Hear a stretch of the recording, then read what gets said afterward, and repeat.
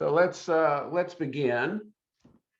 My name is Bob Herbst, and I'm a civil rights lawyer and co-chair of the board of ICAHD USA, the North American affiliate of the Israeli Committee Against Home Demolitions. For decades now, ICAHD, which also has affiliates in the United Kingdom, Germany, and Finland, has been a preeminent voice against Israeli policies and practices of home demolitions, ethnic cleansing, and settler colonialism, providing a ready source of reliable information on the ground in Israel-Palestine. We work towards the day when the domination of Palestinians will end and all inhabitants of the land, holy to so many, will share it equally in one democratic state, from the river to the sea.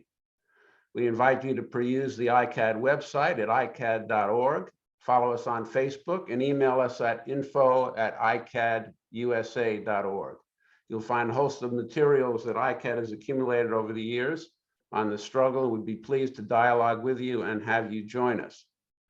We want to thank our co-sponsors today, Mondeweiss, an extraordinary website offering news and opinion about Palestine, Israel, and the United States, and the Indiana Center for Middle East Peace.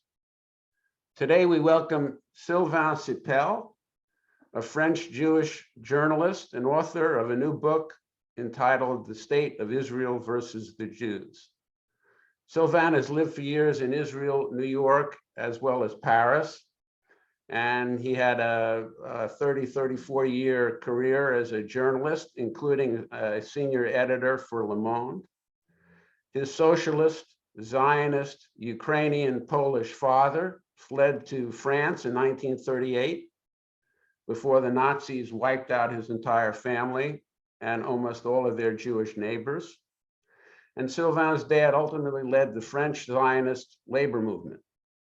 Sylvain grew up in that movement, went to Israel after high school in Paris, served in the IDF paratroop brigade, and returned to France a committed Zionist until he returned to Israel to attend university in 1969. His book describes his transformation from Zionist to what he calls anti-Zionist. And I hope to explore that as well as other issues raised in his provocative and challenging book, which has been reviewed in the New York Review of Books, the Washington Post, and in Mondeweiss. But first, let me remind you, please, to stay muted during our conversation and to put your questions in the chat so that we can keep an eye out for them and incorporate them into the discussion, especially in the last 30 to 45 minutes today. And if you can keep your comments other than questions in the chat to a minimum, that will help us pick up the questions more quickly. Please also be advised that this webinar is being recorded and will be available on the ICAHD website and YouTube channel for future reference. All right, Sylvain, welcome. Yes. And Thank there you. are no two ways about it. At the age of 74, you've written a scathing indictment of the state of Israel, the Jews who run it, and most of the Israeli Jewish populace for whom it is run. Why don't you start by telling us a bit about how and why you came to write this book and what you wanted to accomplish with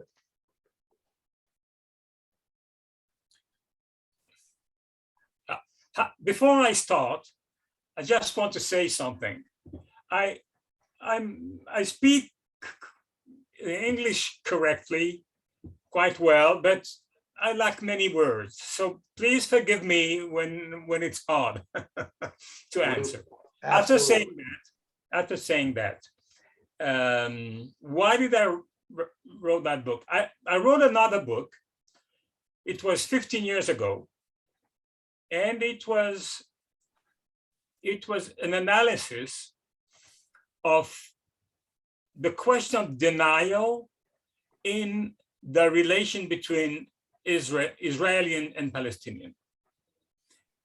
At the beginning, I wanted to write only about the Israeli society because this is a society I know best, and also because there is a huge difference. I know Hebrew, I don't speak Arabic, I don't read Arabic, and it makes a huge difference when you speak the language, as a journalist, it's not the same thing as you can go to the market, you can go to a cafe and listen to conversations and understand what people are speaking. And people will speak with you differently than the people you can interview only in English or French. It's very different. You can enter the society and not only the upper level of that society. So I wanted to write that book only on Israel. My publisher said, and we had a whole argument that I should write also about the Palestinian society, because maybe I don't know Arabic, but I've been 10 times, dozens of times in Palestine as a journalist, and no one in France knows better Palestinians than I know. So I did that at the end of the day, and I wrote that book. And that book was an analysis of why and how these two societies are dominated by the denial of the other. The denial of the other was what once Golda Meir said: there are no Palestinians. Palestinians do not exist. And the denial of the Palestinian was to say there is no there cannot be any Jewish nationalism. Being Jew is a religion, and it's not a nation, and they have no right to a state, and this is it. So I will not develop what I wrote 15 years ago, but for years, it was published in France then in 2005, and starting in 2010 or 11, my publisher asked me, you should add to that book, you should develop what you, etc. And I thought it was, I didn't want to do that because I thought I wrote all what I had to write. And this is it. These are not books of breaking news. These are books of analysis and trying to understand what's happening. And I like much more to look at the societies than at the upper level. And I thought I had nothing to add. And I will tell you how slowly I came to the understanding that maybe there was another book to write. I think it was in 2018. I have many friends in Israel, and there is a filmmaker that her name is Anat Even, and she's a very good documentary filmmaker. She had a documentary on a neighborhood of Jaffa, whose name is Manshia. Manshia was, of course, until 48, an Arab, complete Arab neighborhood. It was cleansed in 48. I may add, it was cleaned before the birth of Israel, because the ethnic cleansing that went in these days started much before the war itself. It's not because of the war that the people were cleansed. And then she saws in that neighborhood, there is a visit by a professor of the Israeli university, the Tel Aviv University. He's a professor of urbanism. And he comes with his students, most of them are architects. And the municipality gives them a guide to make a tour of Manshia, of the neighborhood. And at some point, the municipality guide says that many Jews coming from Morocco and coming from Romania and other countries between 48 and 55 were settled in this neighborhood of Tel Aviv. It became part of Tel Aviv, and they were settled there. In the 70s, the Tel Aviv municipality, the neighborhood is very nice. It was a poor neighborhood previously, but the Tel Aviv municipality decided to transform it, to destroy the neighborhood and to transform it into a tourist place with many hotels. There was a very nice beach there, and they wanted to transform it in a very nice place mostly for tourism. So they expelled these Moroccan Jews and Romanian Jews and others in other places. And at that moment, the professor of the Tel Aviv University says, well, if you are speaking about that expulsion, you should remind also that 20 years previously, there was another expulsion. So the guy says, well, what do you mean? Well, he said, what I mean all the Palestinians were expelled. 90% of the Palestinian population of Jaffa was expelled. So they were all expelled here. Why don't you remind that? He said, why should I? So the professor says, you should, because this is history. And then the guy says, this is history? And he says in English, this is history? Fuck history. So he says, who cares?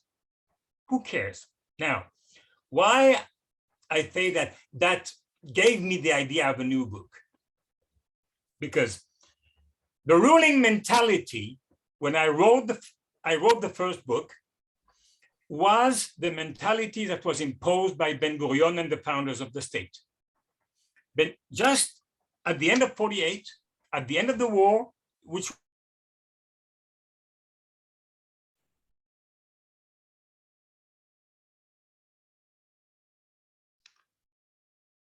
Sylvain, you're frozen.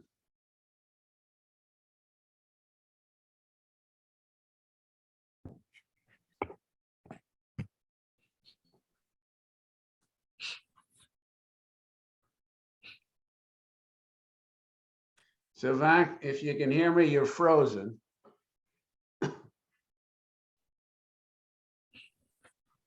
And you're pretty well frozen. Sounds like he needs to reboot. You may have to reboot, yeah. Okay, he's dropped off.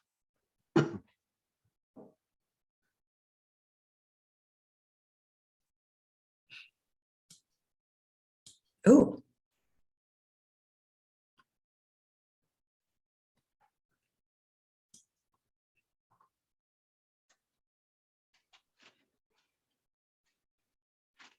Let's hope he can come back you in. hear me? Yes, now we can hear you. Oh, I'm sorry. What happened? Okay. We don't know. I don't know when did you stop hearing what I was saying?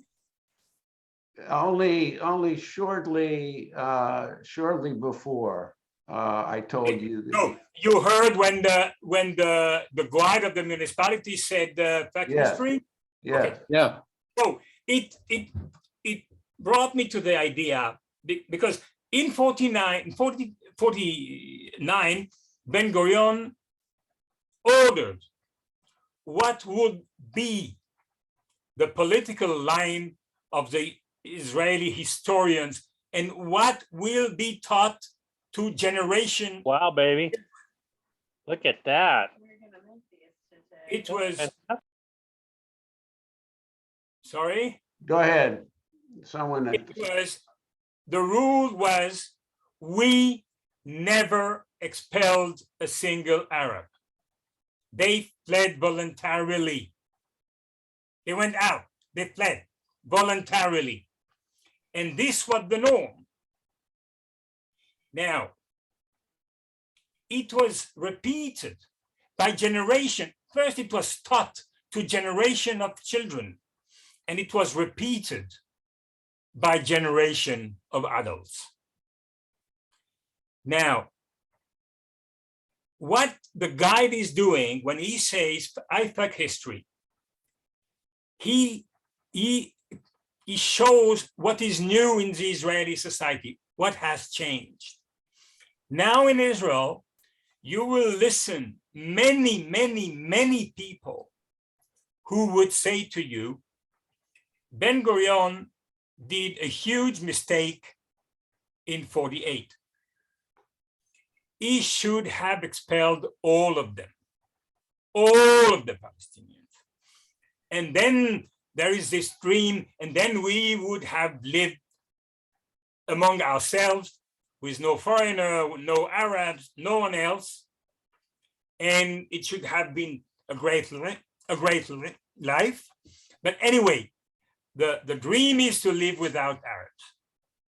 And then you would shoot people, you would listen to people saying that very easily. Ben-Gurion was wrong, it should have expelled everyone. Now, why this is important? This is, in my view, because when you deny a reality, you deny the crime,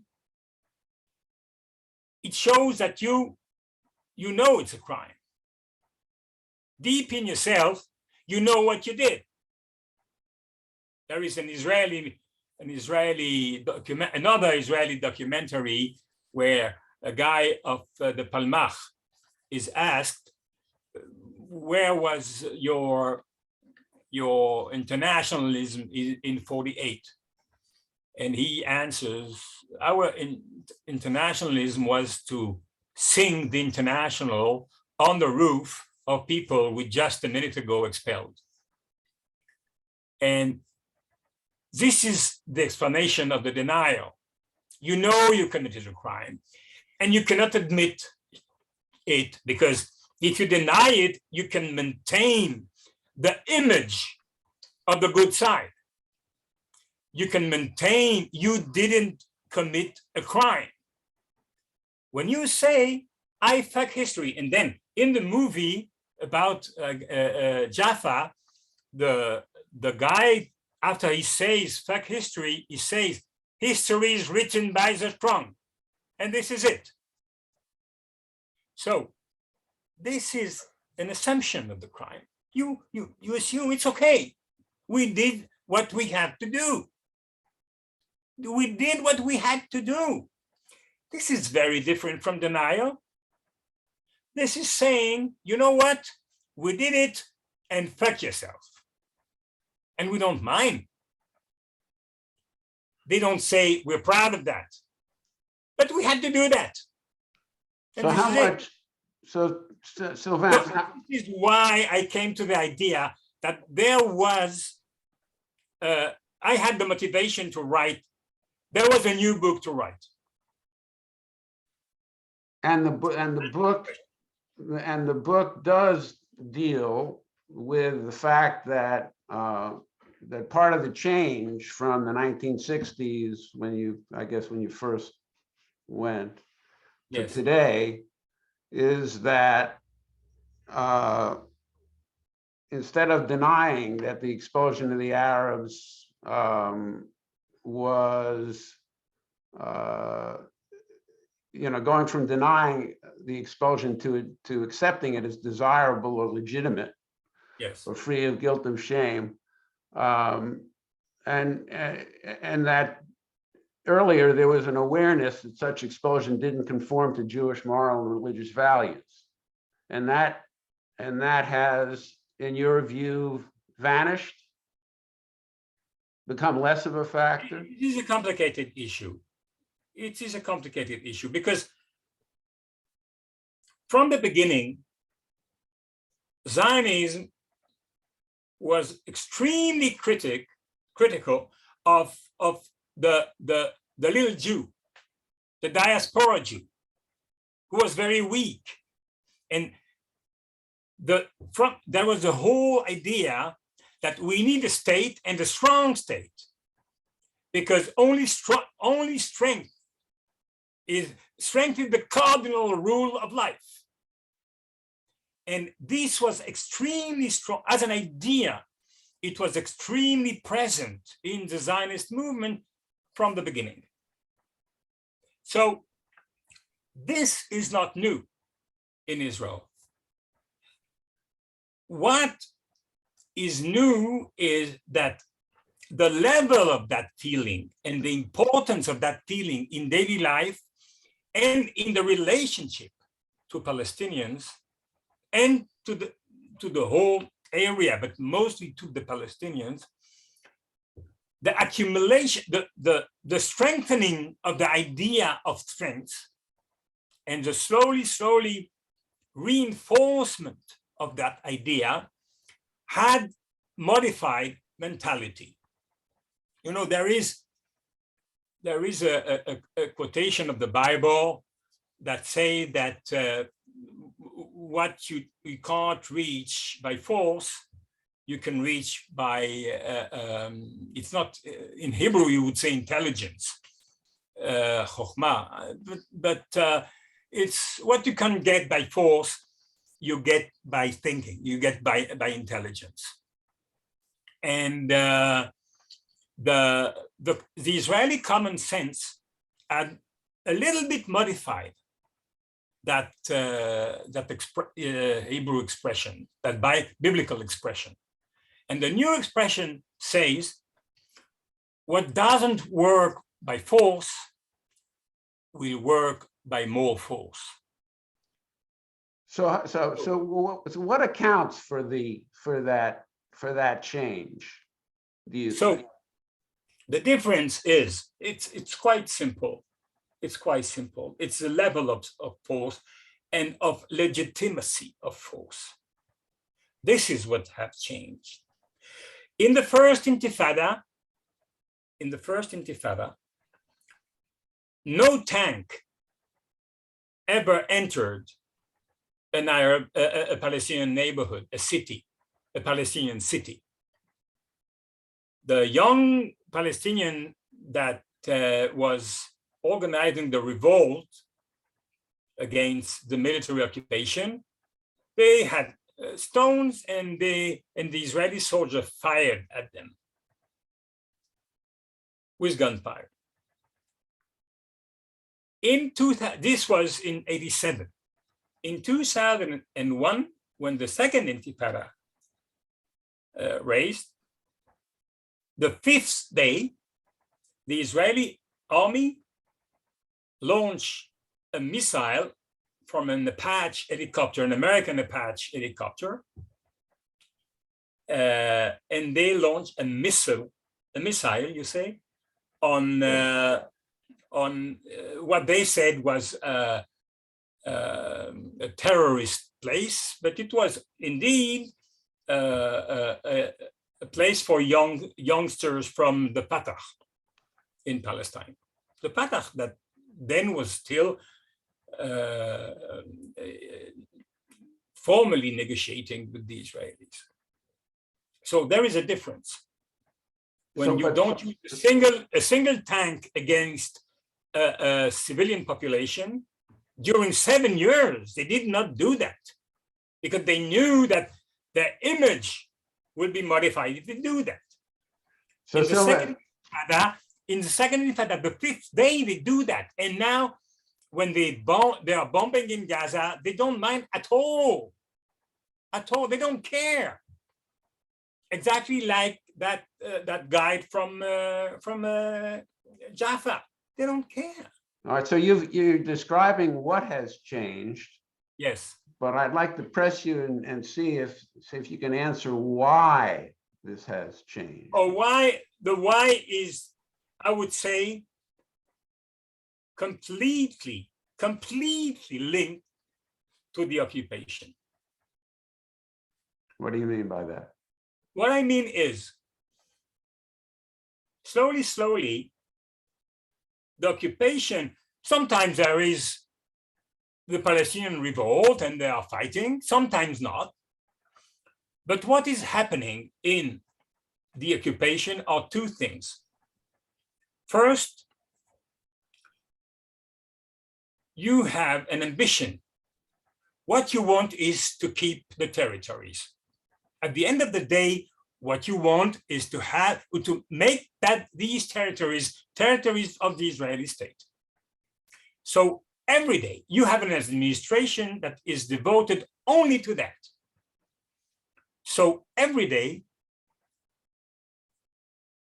strictly speaking, every day you have various administration that keep here, grab land here, that put stone in a well so it cannot function for the local Palestinian peasants. You build a wall. Every day you element, you nurture that policy with the hope that slowly the Palestinian will go. What you make, for example, you have many cities in the West Bank where they were cities of 5,000 people. Today, Yatta, for example, when I went the first time in Yatta, there were maybe 5,000 people, no more. Now they are 70,000 people. The 65,000 others are people who were forced to leave their land because the Israelis want to have the land of the West Bank and to push as many people as possible in cities that are totally surrounded by the military, the Israeli military. Now, you do that by knowing that grabbing land is a daily affair. So at some point, you start to think that this is normal. This is a normal policy, and you're entitled to do that. This is your right, this is your land, and why not to do that? So that's one aspect of the thing. I could give hundreds of examples of that. Many people are part of the whole apparatus of occupation.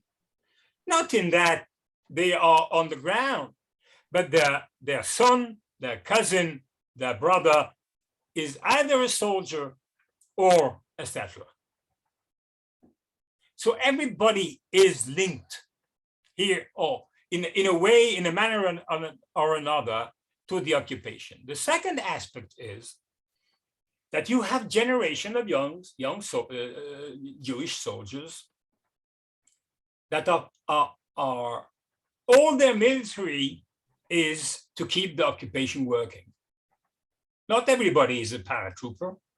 Not everybody is, no, this is their job. It's a job of police. It's not a job for soldiers, but this is what they do. Now, what I show in my book is you get used slowly to cruelty. I have a chapter in the book about breaking the silence, because they would explain that 10 times better than I'm able to explain, because they were I was a soldier in the Israeli army 45 years ago, but they just were last year or 10 years ago in the Israeli army, and they will explain you the daily missions of the Israeli troops, entering at night in a Palestinian house, put the whole family in one room, destroy or not a little bit inside, not asking a single question, and then go. Why do you do that? So at the first time, the soldiers don't understand why. They were sent to do what? They were just sent to get used to do things like that. This was, and what they say, the first time you don't understand. Then the second, the third, the fourth time, then you are asked to do something, to arrest some guy. The guy is 13 years old in the family, and you have to take him, etc., etc. And you use the people to think, to be in that they have the right, and the righteousness of the soldiers become the rule. I remember there is another movie I have in mind now. There was a group of soldiers, in the first Intifada, they entered, I know it was after the Intifada. Anyway, they entered in the house of a Palestinian family. They knocked on, no, they didn't enter. They knocked on the door. It was 3 o'clock at night, a.m. No one opened, but they heard that there was some noise in, so they knew people are inside. To make it short, they knocked. At the end, they broke a window and throw a grenade. Not a real grenade, you know, how do you call that? Smoke grenade. Yes. So the family rushed and opened the door, and they entered. They were looking for some guy. He wasn't there. The problem is that there was a baby in the room, 10 months old, and the baby couldn't inspire. He lost his respiration. And the soldier became aware of what was going on.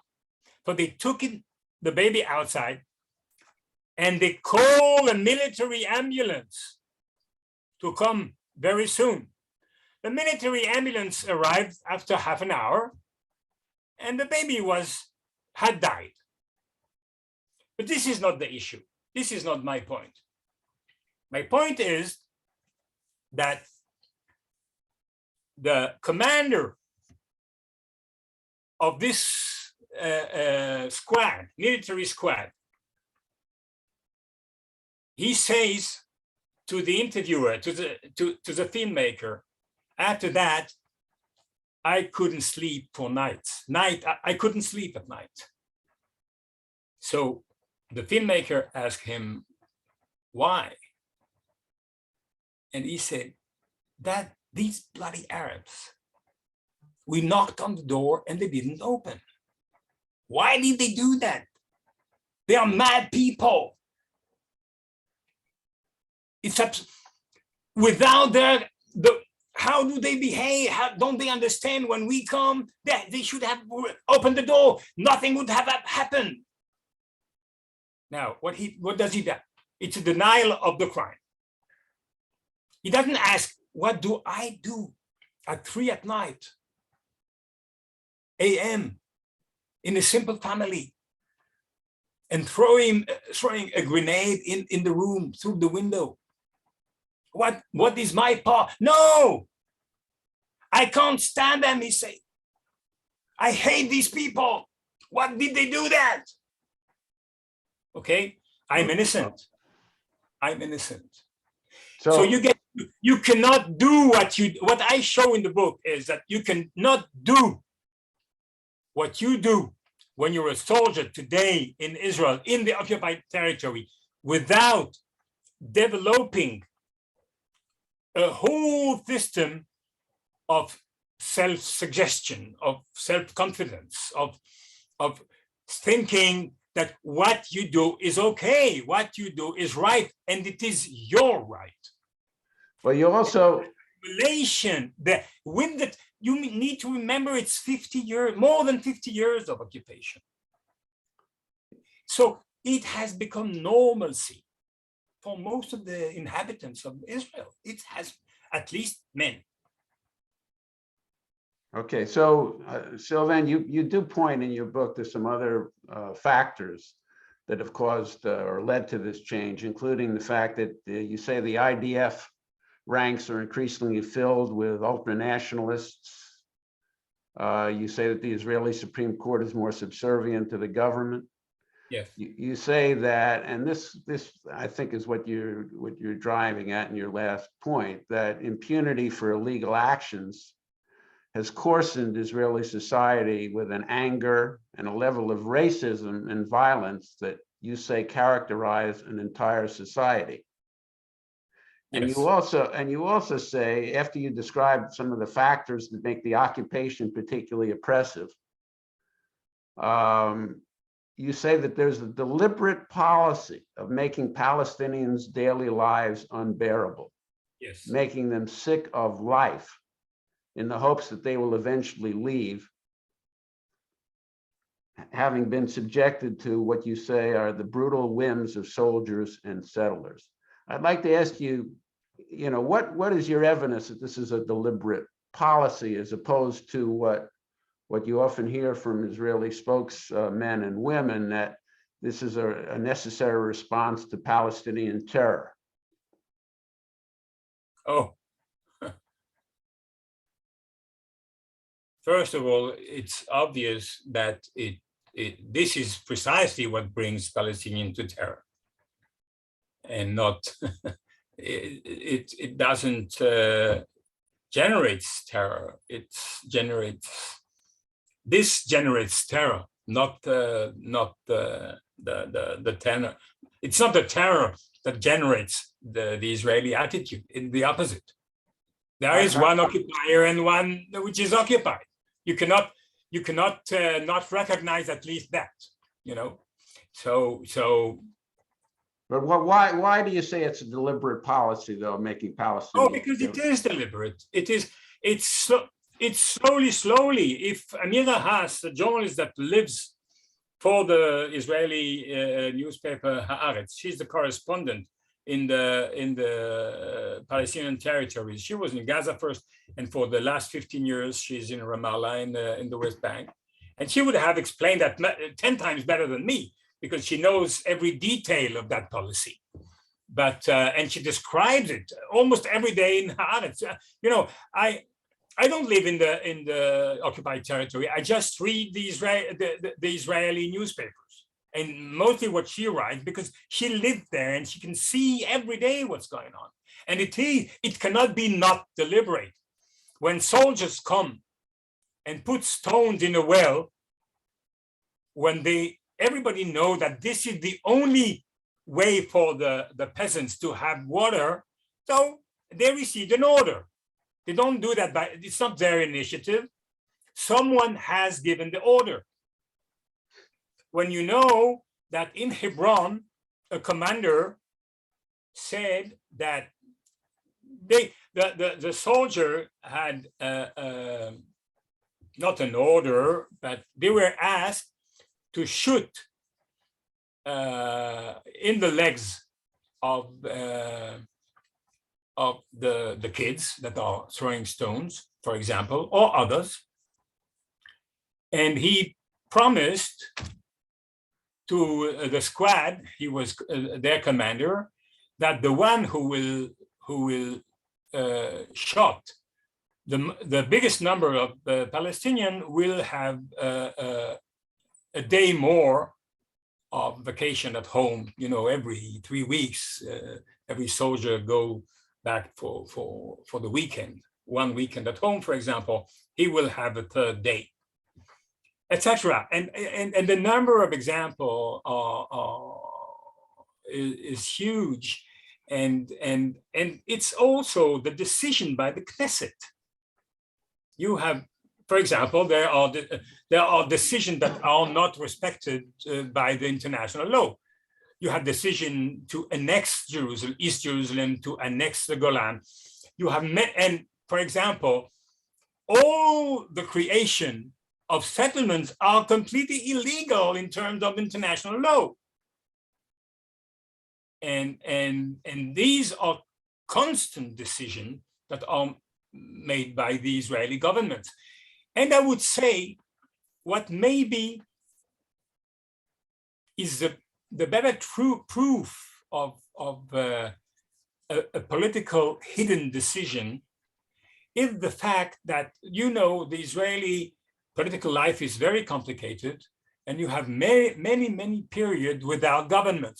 You just have a government that manage daily life, but that cannot take decisions because they are in the minority, and then you expect new elections. During these periods, administration still works. public service continues. And the whole administration of the state is committed to that policy. And it is a daily, it's not harassment of people. It's what B'Tselem, the organization of Israeli Organization for Human Rights, called a legal fee. Okay, let me ask you this. You describe in the book your own transformation from Zionism to anti-Zionism, and you came from a family that was one of the leading French Zionist families, and you spent a good part of your young years in Israel. Why don't you tell us how that came about and what it was that you saw even early on that made you uncomfortable with Zionism? I'll tell you,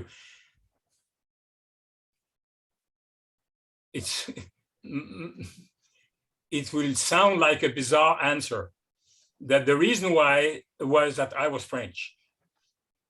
Because you should remember, I was in Israel and I'm in the military between 64 and 66.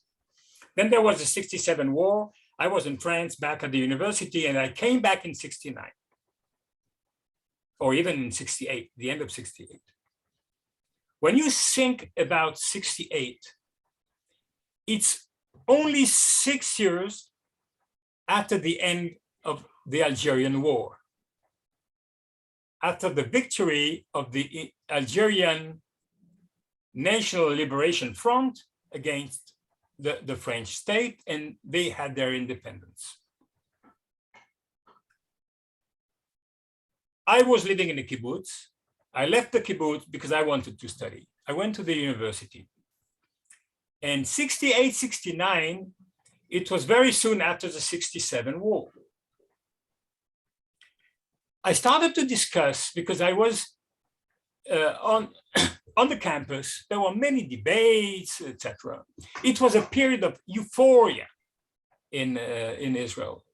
The Israeli, after 67, they felt themselves the king of the world. They won the war and they took the territories and they thought they were the stronger nation all around. And okay, it was, they felt that this is it.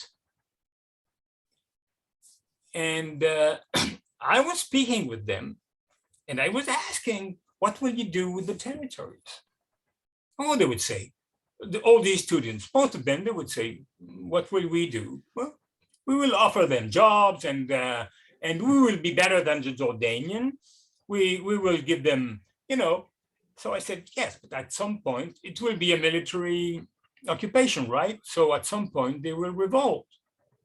Why? They would say, why should they revolt? You don't know the Arabs. They have no idea of what is a nation.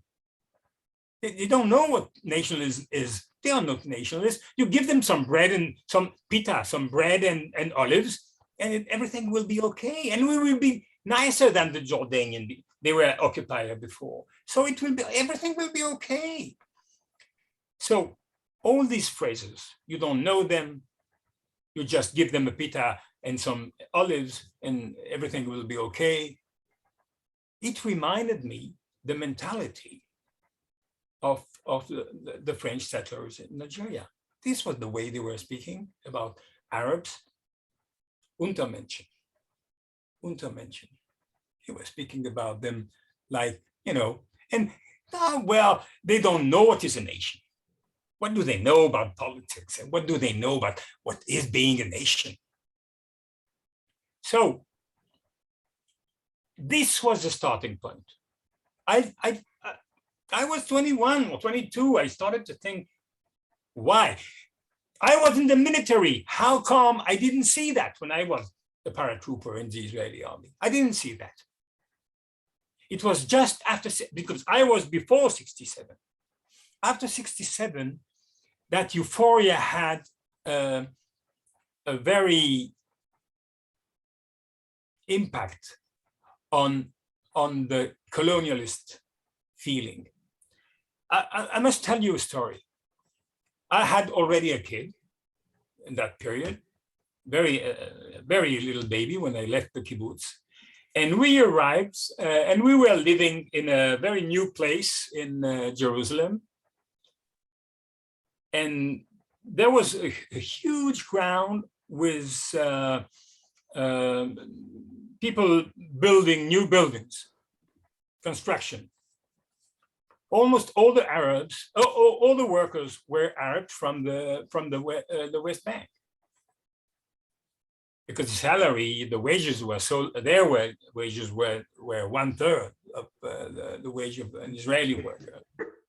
So the day we arrived at our house in that place in Jerusalem, at 5 o'clock in the afternoon, what we saw is youngsters. They were 12, 14, and Jewish youngsters, and they were throwing stones at these workers that were coming to the tracks to be taken back to their villages in the West Bank. And I didn't understand. I started to scream, stop that, and why do you do that, etc.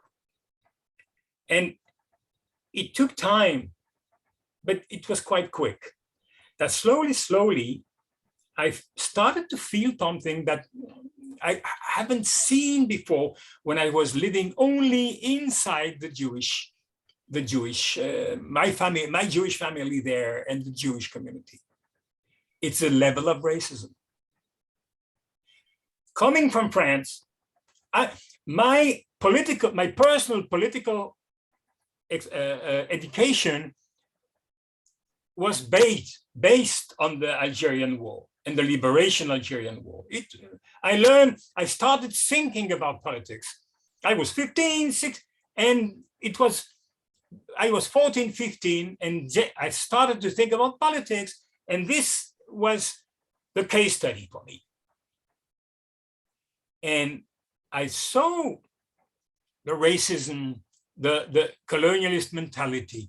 I must tell you, what I witnessed then,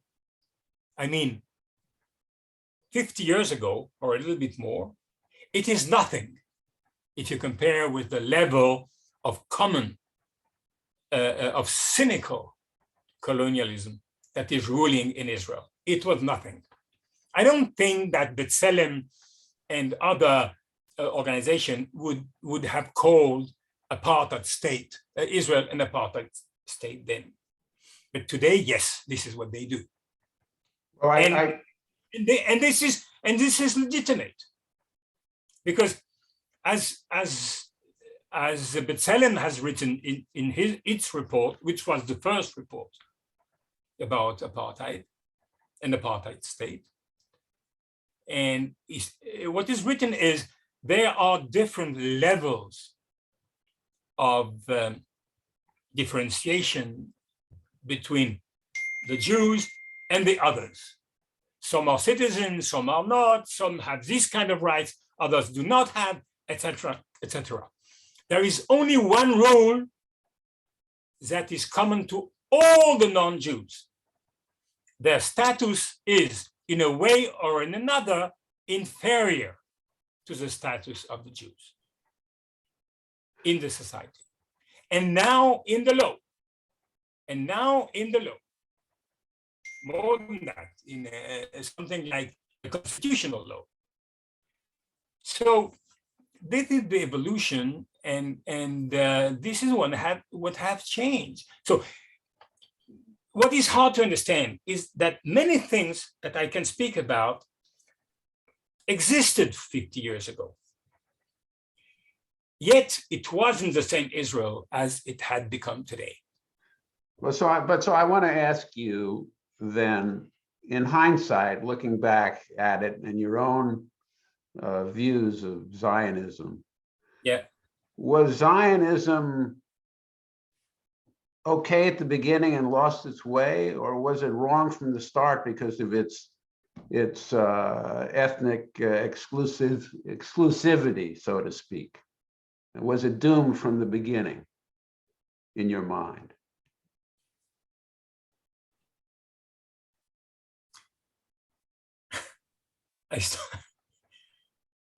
I thought so many times about that question.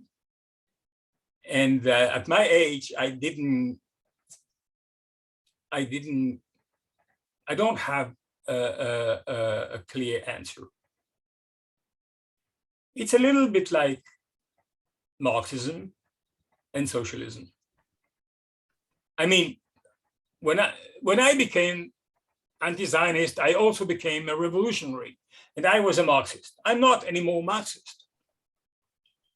But yet, it doesn't say that Marxism didn't have a lot of very good visions of the world. But you cannot avoid the fact that everywhere, this is what it became. What we saw in USSR or today in China, etc., etc. Now, you have something, I wouldn't say that this is similar with Zionism, but what you need to understand is that Zionism from the beginning had two aspects. There was an aspect of national liberation. It was a national liberation of the people of Eastern Europe. This was Zionism. At the end of the 19th century, in the beginning of the 20th century, this was Zionism. And there was a second pillar, and the other pillar was ethnicism. It was not the kind of nationalism that was the same, I would say, of the American Revolution or the French Revolution. The French Revolution, the American Revolution have both of them very differently, but they have both of them a wish of universalism. They project some kind of, they think they have the right model for the whole humanity. And it's a model of liberation, of freedom. Liberté is the first term in of the French flag. Liberté, égalité, fraternité. First, liberty. And then you have these many ethnic nationalism that were so strong in Eastern Europe. Almost everywhere, including in Russia, maybe not the Czechs, but these are the only one. All the others, the Poles, the Lithuanians, and not to speak about the Balkanians, etc. All of them developed very ethnicist nationalism. It's we, our interest, and the idea of force is stronger than the idea of rule of law. So this was really at the beginning of Zionism, the ethnicism. And this, you can show that in many ways. What is interesting with Zionism that you had during all the history of Zionism, you have people like me, but from the beginning, who were Zionists, and at some point, they said something is wrong here. And usually, what was wrong in the eyes of the people who turned back to Zionism, was the relation to other. The fact that the ethnicism is dominant, the fact that the Jewish supremacy has become, so after time, like the occupation has an impact, this mentality gets stronger and stronger. And today it has become what B'Tselem calls a Jewish supremacy, what ruled there. But it wasn't that, if you ask me, it's a little bit like the USSR. There is a difference when what was written in theory, in the Marxist theory, and what Stalin did of that theory. And there is something I would say a little bit similar. You can have in the Zionist theory some people with an open heart. You know, the famous phrase of Zionism is a land without people for people without a land. So you have people, they wrote to Herzl, very close to Herzl, and they said, this is our slogan, but we went there and this is wrong. There is a people, that we have a problem here. So you had all the time people like that in the history of Zionism. But the history of Zionism, slowly is the history of the disparition of the propension of the wish of liberation and the exclusivity of the Jewish supremacy. So when did you? No, go on. Okay. No. When did you declare yourself an anti-Zionist? Oh, very. In 2 years, I left the kibbutz. I started my debates in the university, meeting people. I joined a group who was called Bitachon v'Shalom, Security and Peace. So I was, of course, when you hear this kind of name, you can understand that it was still a very Zionist group, but it was a Zionist group that proposed to negotiate as soon as possible with the Arab countries and to quit and to give back the occupied territories. But I felt they were ambivalent. And this is the ambivalence of the Zionist left since the beginning of Zionism. The Zionist left want you to believe that you are a real universalist. But in fact, you are part of the machine and you are part of Zionism and you never go against. This is today. You can see Meretz today. Meretz is the party of the left Zionism in Israel since many years. They inherited Mapam, if some of you know what was Mapam 40 years ago. And they are in, I will take one example. They are in the government that its leader was for many years the leader of the Zionist Religious Colonial Party. This is what he is. And his number two, Ayelet Shaked, she's a pure fascist. So they are in the same government because they don't like Netanyahu. So they found a common ground to have a government together. Now that government decides that 6 NGOs, Palestinian NGOs, that are fighting for human rights in the Palestinian territories, that B'Tselem is working with them every day. The defense minister decided that they are terrorist organizations and they become outlaw. They have no right to exist. What do you think they do?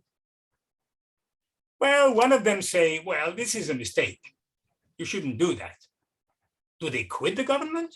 No. Because they would think that their influence will be greater. You know, this kind of thinking. Their influence will be greater inside than being out. If they're outside, anyway, nobody will listen to them. So if they're inside, well, sometimes the government makes something that are not very nice, but what can we do? So we just say that we disagree, if you please, a little bit, but this is it. Okay. And this is the left Zionism. Now, I understood that very quick. I understood that very soon. So after less than 2 years, I joined an Israeli group that was composed of Jewish, mostly youngsters, but not only, and Arab and Palestinian Israeli citizens, because Palestinians from the territories couldn't join any group, and still cannot. And then I became an anti-Zionist. Okay, so let me pick up on this concept you mentioned earlier, this idea of Jewish supremacy you mentioned. Yes. A gentleman named Randy Rosenthal, who reviewed your book in the Washington Post and who Yes. called your book an infuriating indictment of Israel. Right. He said that he was not defending the actions of Israel, but he called your book a one-sided condemnation of Israel's contempt for international law, crime of apartheid, and systemic cruelty. And then he says, many Jews may not feel comfortable with the idea of Jewish supremacy, but that was the very purpose of establishing the state. Quote, to have a legal right to a sovereign existence He's right. as a majority, if only in a very small democratic state. So was the very purpose of the state to establish Jewish supremacy? And if so, why is that wrong? Exactly. So what can I answer? You're right. Am I? Maybe I didn't understand your question, maybe, but Well, I'm asking, well, I guess what I'm saying is, are you questioning the country's legitimacy because of Israel's illiberal I act? understand. All right. I don't know what is the legitimacy of a country. I don't know what it is. I know only policy. The USSR, which was a prison for dozens of people, was a legitimate state. What China is doing today to the Uyghur makes it a legitimate state. I don't understand. I don't understand the question. I don't make a difference between the state, as if a state was something that wasn't in reality. I just know what is the taste of the state, what it does. This is a legitimate.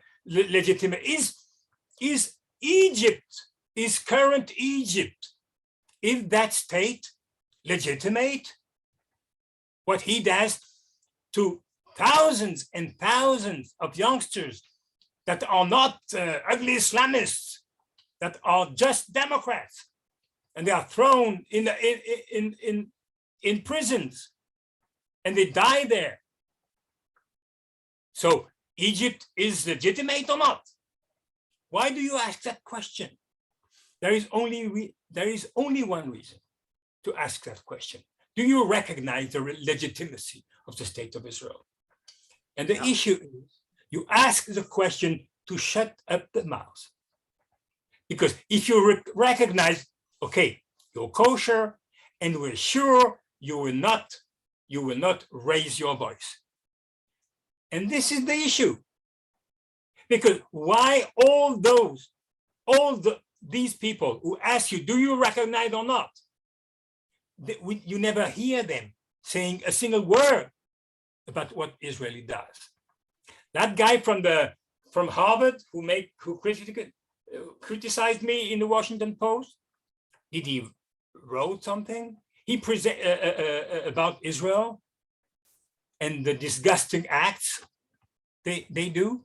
He presents himself as a specialist, or he writes a book about anti-Semitism, which is a fine job.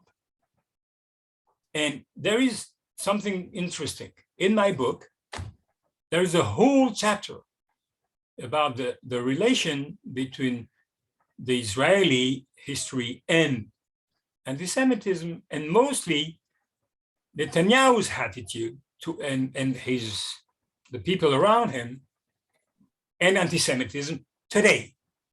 And how come that Netanyahu is so close to regimes that are themselves very close to anti-Semites, or in the US to evangelists that some of them are also true anti-Semites. It's very interesting. About that, he has not a single word to say. He didn't read that chapter maybe in the book. So, asking me if Israel is legitimate or not, I don't know what to answer to that. I All don't right, know. so I'll ask you another I question. know That is has- what Israel does isn't legitimate. Okay, so you title your book, The State of Israel versus the Jews. Yes. You say in your book that Israel is a threat to the Jews, physically, spiritually, morally, and religiously. I'm assuming that that's part of what you meant by the title. Is that right? Yes. Okay. So what do you mean when you say that it's a physical, spiritual, moral, and religious threat to the Jews, Israel? How long do you give me? 2 hours? Well, let me say, let me just before you answer, let me say we have about 23 minutes left.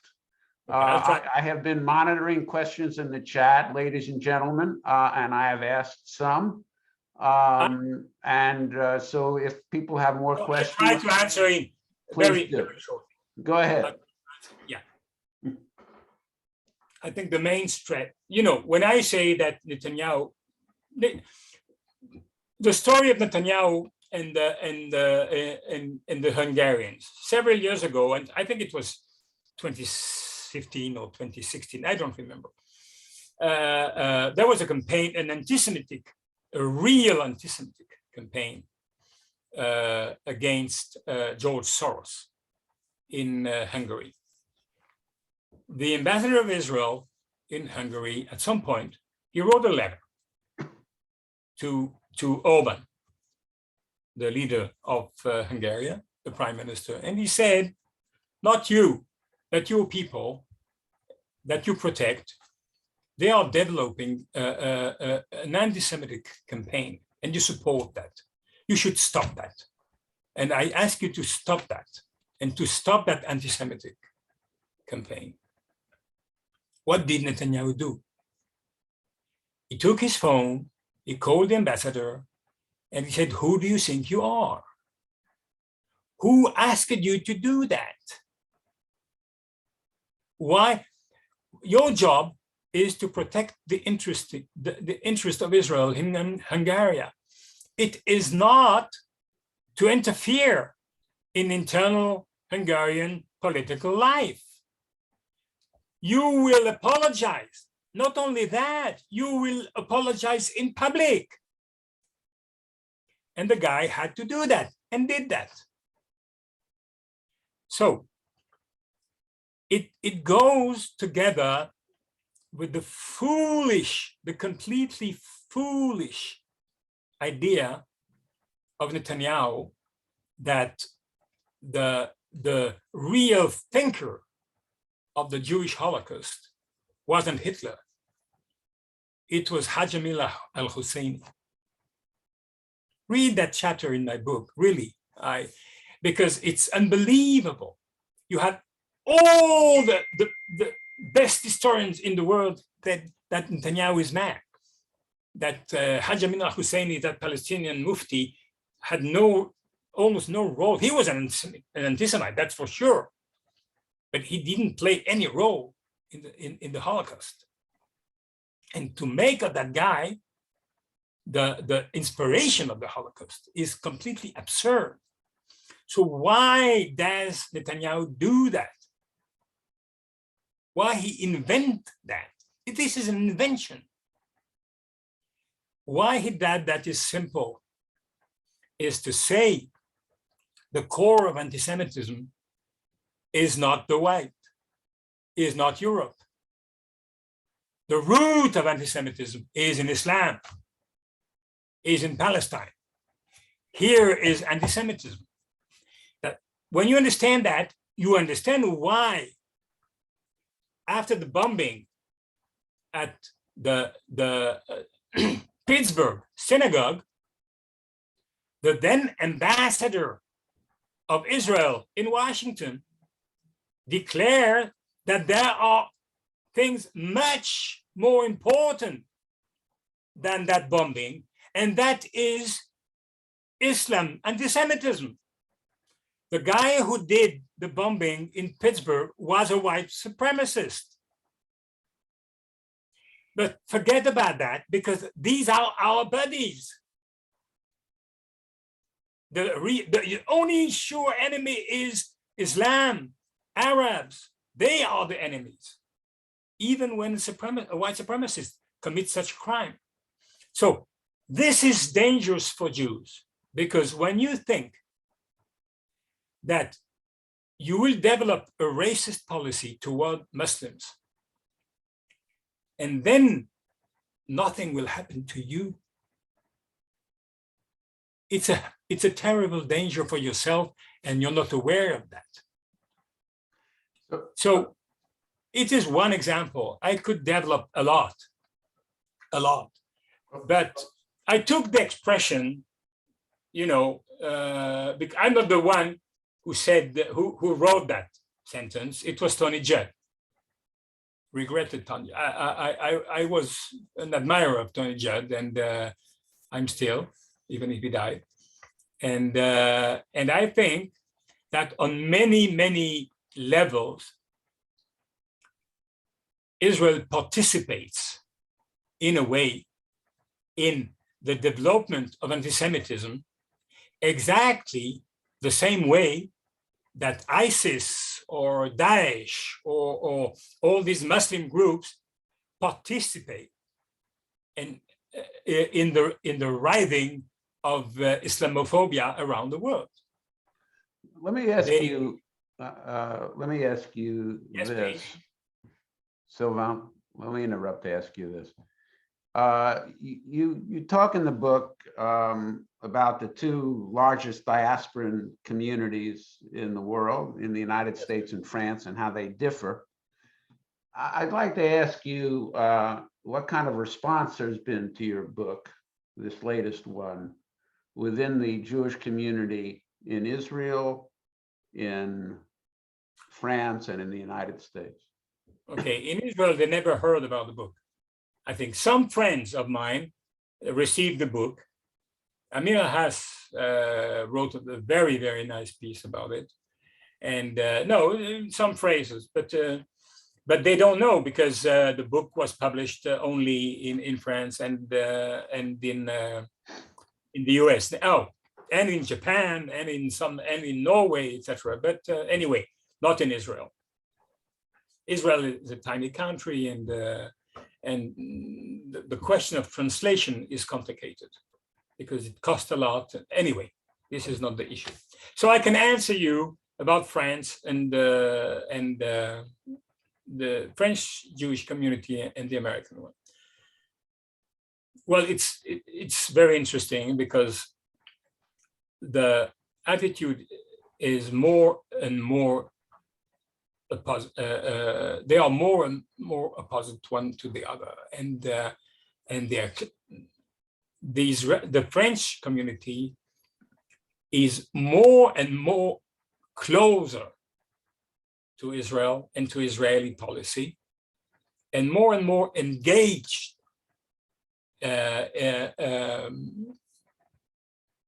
aside these Israel, whatever it does. And you can see in America a trend which is new and which is a trend of distanciation, you can say that, taking distance with Israel and its policy. In the United States, it takes there are two aspects. One aspect is politics. People refuse Israeli policy and reject Israeli policies. And there are many organizations, these or others, not all of them agree, but the main agreement is against occupation. And this is the core of the opposition to Israel. Israeli policy. And some of them are more extreme, speak about apartheid state, other are less, other let their members free of thinking what they want, etc., etc. But this doesn't exist in France. It doesn't. There is one group of Jewish for peace, and if there are 100 people in France, it's a lot. Why? So this, Why is that? why is another aspect? Let me finish about the American. There is a second aspect in America that doesn't exist in France. Pauline? I'll tell you a story. When I was in the US as correspondent for Le Monde, I had a problem with the knee. I went to a physiotherapist. He was a young Jew, 30 years old, 35 years old from Brooklyn. And when I said that I was a journalist, he loved to speak with me, etc., etc. And we started to speak about Israel. He told me that he was in Israel once 20 years ago, or yes, and he didn't like it. But at some point he said, you know what? There is something that bothers me. When I say to people that I'm Jew, people instantly ask me what I think about Israel. He said, why do people ask me? What I have, what I'm no Israeli, I'm an American Jew. Why should I have an opinion about Israel? They don't ask me what is my opinion about Uruguay, he said, or about Norway. Why should I have an opinion about Israel? I don't care. This is not my country. I have no opinion. I want to have a life as an American Jew. I want my kids to learn the Bible, to know the history of Judaism. But Israel is for Israelis, not for me. Okay, so both trends, the political one, and how to call the second one, the diasporic one, both of them are a threat for Zionism. Because for Zionism, there can be only one Jewish voice. It's Israel. No one is able to represent the Jewish people, no one else but Israel. I'll give you an example. In the law, in the illegal law that transformed Jerusalem in the capital of Israel, what is written in that law?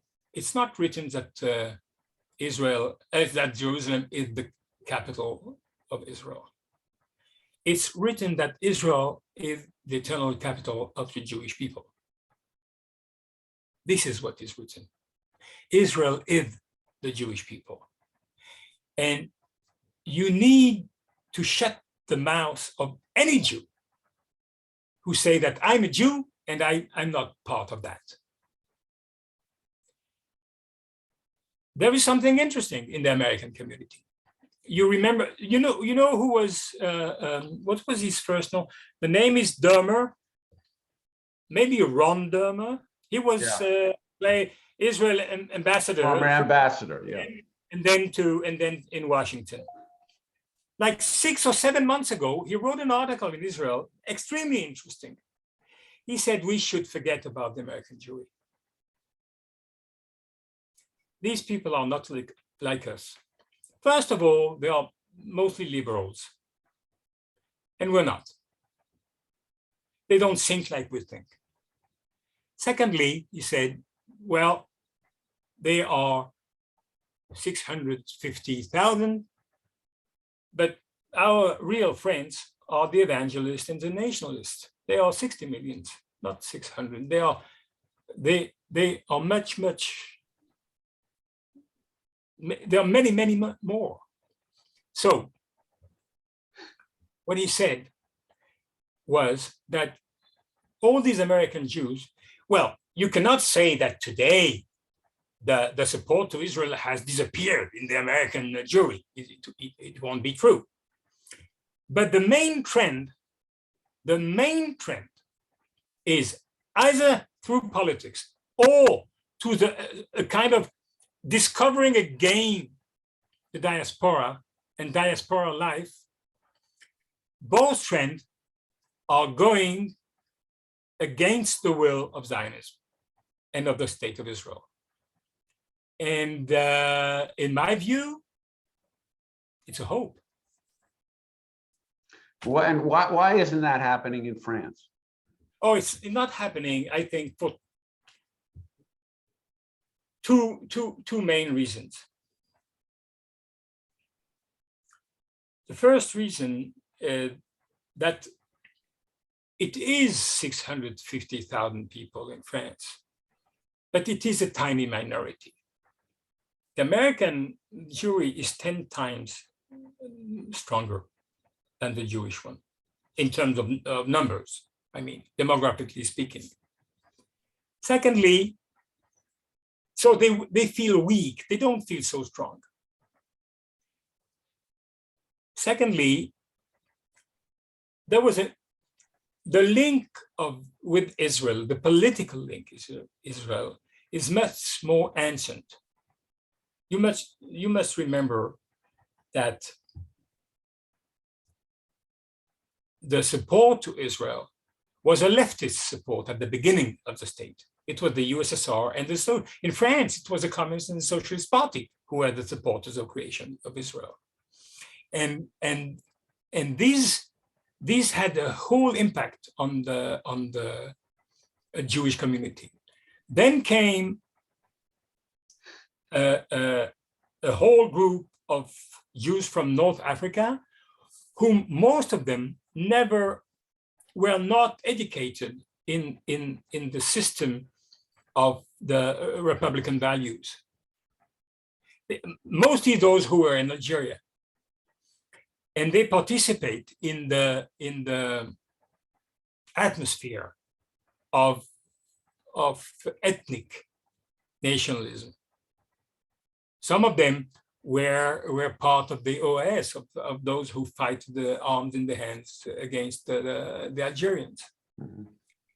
This community, I don't like to speak about everybody, all of them, because you have always people who do not participate in that. But they took the power in the French community.